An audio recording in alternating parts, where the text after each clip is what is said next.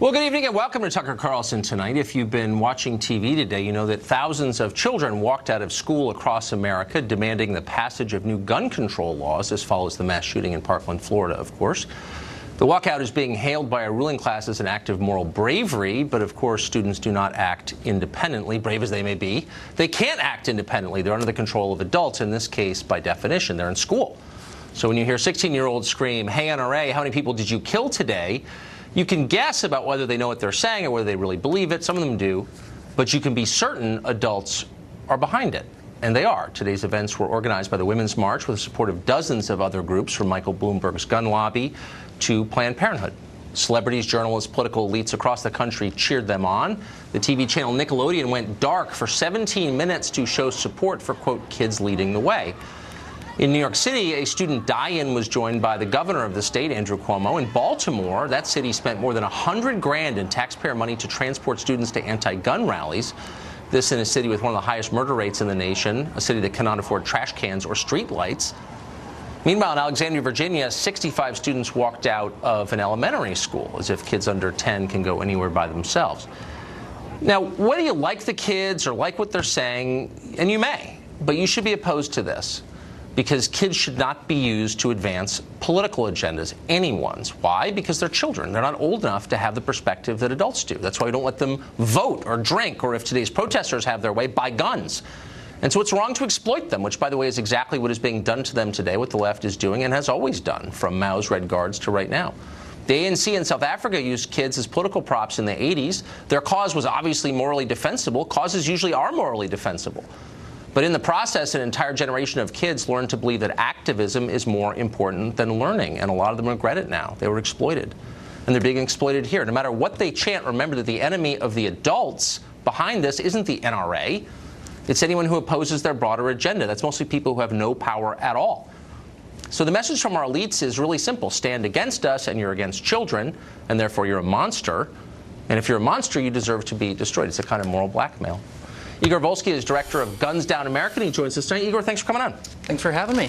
So my complaint is not that people disagree with me on the Second Amendment. I think that's totally legitimate, and I think it's fair to have a debate on this. I probably agree with you, actually. But well, maybe you do. Maybe you do. My first problem is the use of children to make a political point. So would you, for example, I know you supported what happened today, have a problem if these kids were being driven by their teachers in buses to an NRA rally? Or if they were rallying against transgender bathrooms, the March for Biology. How would you feel about that? Well, you know what I love to see? I love to see students who are out there engaging in the democratic process, students who are doing really what teachers want them to do, what teachers teach them to do, and that is take part in critical thinking, find something they believe in, and fight for it. I mean, you saw the students in the days... There's no critical thinking here. There's no critical... But you didn't answer my question, which is if they were being taken to pro-life marches or anti-gay marriage marches or something you disagreed with by teachers. I just disagree with your premise. I don't think... No, but how would you feel? Would you say that's totally cool? That's my question is really in your simple. Hypothetical question of, yes, do I think students should be taken against their will somewhere to do something? No. I don't care what it is. If teachers were abetting a march, if teachers across the country were saying to kids, let me help you get to a march that represented something that you found morally repugnant, would you be supportive on principle? Would you say this is them engaging in the democratic process? For guns, for example. I mean, if your premise is, should students be taken somewhere by teachers where they don't want to go, no, I agree with you that shouldn't happen. Would you be for it if you didn't agree with it? The students want to do this. I mean, you heard the students after the shooting. You heard what the students said. They believe this in their gut. And the reason is, Tucker, is because they've experienced these bullets. They've heard these bullets. They've buried their classmates. That's why they're doing this. Nobody's forcing them to engage in this. And I'm not saying that. Kids who are under the care of a teacher who has control of their grades in life are not free agents. They can't act fully independently as you and I can because they are under the control of an authority figure. This is really simple. This is why teachers aren't allowed to have sex with students, because they're in power and the kids aren't.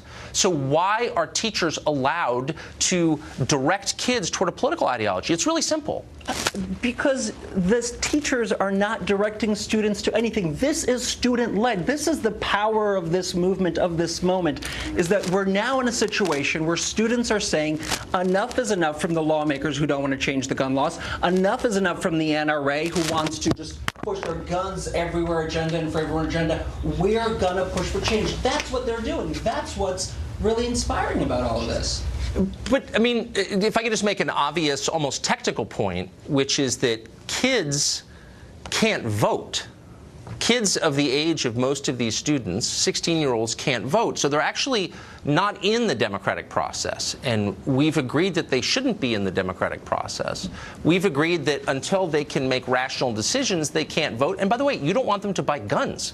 So if they're too young to buy guns, why should they be making my gun laws? But you know who wants them to buy guns? The NRA. The NRA specifically Who cares about the NRA? Well, I'm asking you what you think. And why should people who don't have the right to buy guns have the right to make my gun laws? It's a simple question. I mean, they're not making your gun laws. They're influencing them. Yeah, and as citizens in this country, they're allowed to influence the democracy. They're children. They're not of 18. They're Americans, but they don't have the full rights of citizenship because they're not adults. They can't drink alcohol. A lot of them can't drive cars. You don't want them to buy guns, and they can't vote. I mean, is there a difference between an adult and a child? I mean, of course. Okay, then why don't you acknowledge that then? Well, of course there's a difference. My point is they've been placed in this situation where their lives are in danger in American schools. And the reason is because of decisions, A, that lawmakers made, and B, because of the agenda of the NRA that wants to put even more guns into their classrooms. And I think it's okay for them, and I think it's, in fact, noble for them to say, I get it, because you like it, but if they were going out, if one of their teachers, some scary alt-right person, was taking him to a Milo rally, you would freak out, as you know. And you know it. Just admit it. And let's just be honest with each other. Look, if there were 50,000 kids going to a Milo Yiannopoulos rally right now, taken by their teachers from Fort Worth, you would say this is the end of America. Students aren't doing this going to Milo rallies because that's not what they believe. They believe what you believe. And all hold up, Tucker. They believe what progressive adults believe. Tucker, you had students bury their friends. I agree. You had students lose friends, and that happens all across the country. The theatrics pull back. No, it's I'm not aware of it. Tucker. I don't understand why you're dismissing I'm not in any way what their cause is by saying the adults told them to do this. What you're doing is engaging in the classic moral blackmail techniques of the left, which is rather than make a rational case, you point to children and say, if you oppose what I believe, you're against them. No, here's my rational case. So let me ask you a rational question. You have sent a number of tweets out recently saying the cops are racist. They kill a disproportionately high number of African Americans. Yes, you have. Look, I'm not attacking you for that. I don't tweet about that. Racism plus police brutality plus guns equals Alton Sterling, Philando Castile, etc. Are you? I'm not attacking you. I'm not. I'm asking you. It's a predicate to a question, which is this: Go ahead. If you believe that the police have a problem with racist violence, why do you want the police to be the only people to have guns? It's a simple question. Well, I don't want the police to be the only people to have guns.